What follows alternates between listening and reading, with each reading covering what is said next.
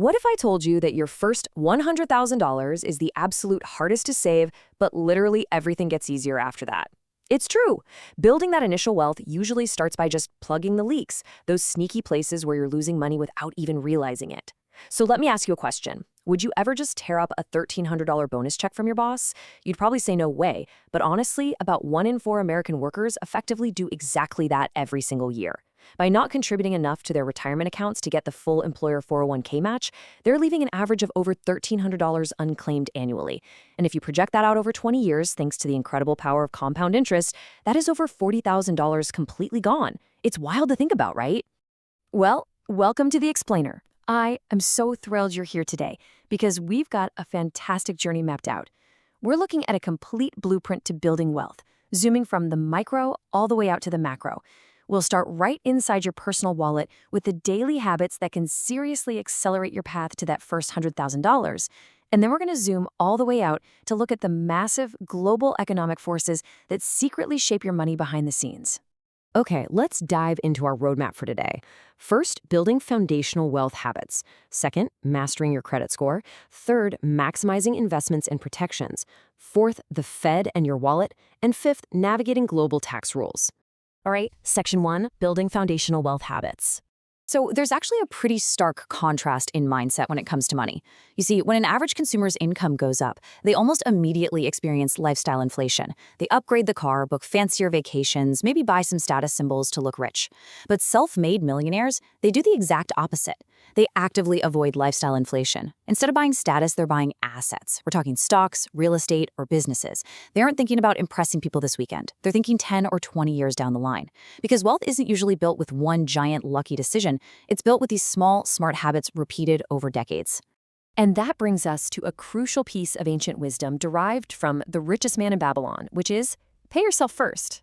Seriously, take 10% of the salary you make and put it right into a savings account.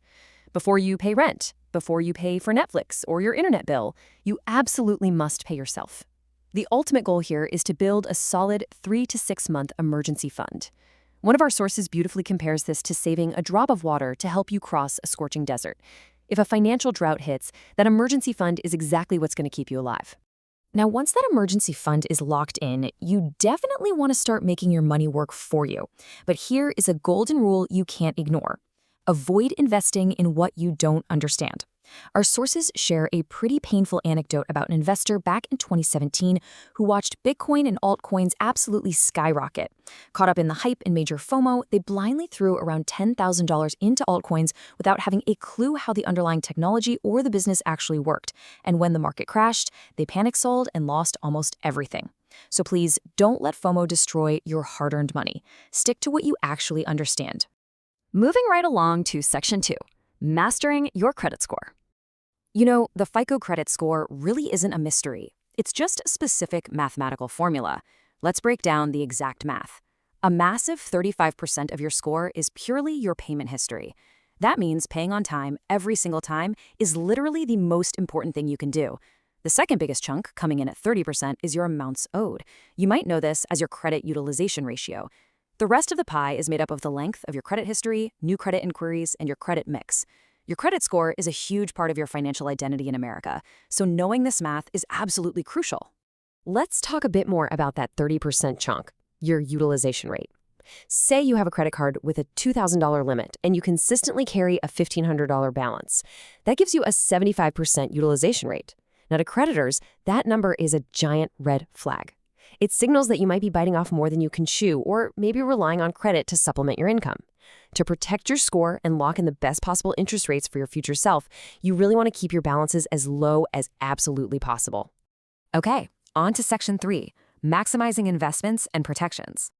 Let's circle back to that 401k match we talked about at the very beginning. Let's walk through the math on a quick scenario. Say you earn a $60,000 salary, and your employer matches 100% of your contributions up to 4%. If you set your contribution rate at just 2%, your employer throws in $1,200. But if you literally just log into your portal and bump that one setting from 2% to 4%, your employer match instantly doubles to $2,400. It's the exact same job, the exact same paycheck, but you just unlocked an extra $1,200 of literally free money. Seriously, go check your settings today. Now, as you start building up your portfolio, you're going to hear a lot about fixed income assets, especially treasury bonds. Basically, a treasury bond is a U.S. government debt security with a 10 to 30-year maturity. It pays out a fixed interest rate twice a year, and it's backed by the full faith and credit of the U.S. government. So they're considered incredibly safe benchmark investments. Historically speaking, since 1900, they've yielded around 5%. But while they're essentially safe from default, you do have to remember they carry inflation risk. If inflation outpaces your yield, your real purchasing power actually drops. When you're navigating all these investment choices, you might decide to seek out a financial professional, but you really need to know exactly who you're dealing with. Former SEC Chairman Jay Clayton suggests asking them this incredibly direct question. If I work with you, how much of my money is going to fees and costs, and how much is going to work for me? You have to understand the difference between broker-dealers and investment advisors so you know exactly what services you're paying for. Always advocate for your money, and don't be afraid to ask the hard questions. All right, Section 4, the Fed and your wallet. It all starts right here with the federal funds rate. This is simply the interest rate at which commercial banks charge each other to borrow money overnight to meet their reserve requirements. When inflation gets too high, the Fed raises this overnight rate to slow the economy down. But here's the catch for us. Banks don't just eat that extra cost. Nope, they pass it right on to you. They take that Fed funds rate, add about 3% to it, and boom, you get the prime rate. Almost instantly, your credit cards, adjustable rate mortgages, and auto loans become more expensive. Plus, as borrowing gets costlier for businesses, they often implement cost-cutting measures, which can unfortunately tighten job security for everyone across the board. Now, the Fed is technically designed to be independent, but historically, they've faced massive political pressure. Founded back in 1913, the Fed was later pushed by President Truman to keep interest rates artificially low to help fund war debts. When Truman actually lied to the press about their agreement, it led to the 1951 Treasury-Fed Accord, which officially cemented the Fed's independence. Then, in 1965, President Lyndon B. Johnson literally invited the Fed chair to his Texas ranch, took him on a wild, bumpy ride in his Cadillac convertible, and just berated him for raising rates. Fast forward to 1979, and Fed Chair Paul Volcker took highly unpopular aggressive action to raise rates to kill skyrocketing inflation. It worked, but it ultimately cost President Jimmy Carter his re-election. It's this fascinating historical tug-of-war between short-term politics and long-term economic stability. So how do you actually survive when the Fed inevitably hikes those rates? You focus purely on what you can control. First, aggressively pay down any high-interest, double-digit debt before those variable rates climb even higher. Second, because borrowing is so expensive, banks really want your deposits. So get online and shop around for high-yield savings accounts to maximize the interest you're earning. Third, bulk up that emergency fund just in case the job market cools down. And finally, whatever you do, don't panic during market swings. Just keep consistently investing in low-cost index funds so you can ride out the volatility. And finally, Section 5, navigating global tax rules. Okay, imagine this. You lived in the U.S. but moved back to India mid-year, let's say in August. You were in the U.S. for over 183 days, and you'll be in India for over 182 days of their financial year. Suddenly, both countries consider you a tax resident. To avoid getting taxed twice on the exact same income, you'd look to the Double Taxation Avoidance Agreement, or DTAA. Article 4 outlines these specific tiebreaker tests. First, they look at where your permanent home is. If that's unclear, they look at your center of vital interests, basically where your personal and economic ties are strongest. Next is your habitual abode, which is where you actually spend most of your time. And finally, nationality. Following these exact steps determines which country gets the primary taxing rates. But remember, the U.S. taxes its citizens and residents on their worldwide income. You absolutely cannot ignore compliance here. You have to file specific forms. The FBR is required if you have foreign accounts totaling over $10,000. Form 8938 covers FATCA requirements. Did you receive an inheritance or gift over $100,000 from abroad? That requires Form 3520. And to actually claim those foreign tax credits we just mentioned, you'll need Form 67 in India and Form 1116 in the U.S.